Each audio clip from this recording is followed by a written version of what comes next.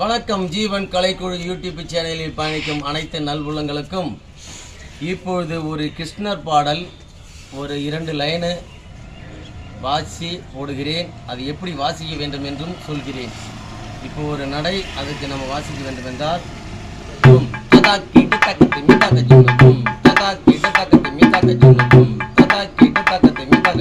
அச்சுதானந்தா மோகந்தா லட்சுமி வைகுந்தா வாசா ஆதியே பரஞ்சோதியே.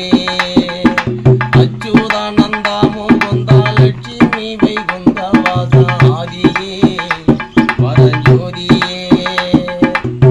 அதே நம்ம மாற்றி பாடுறோம்.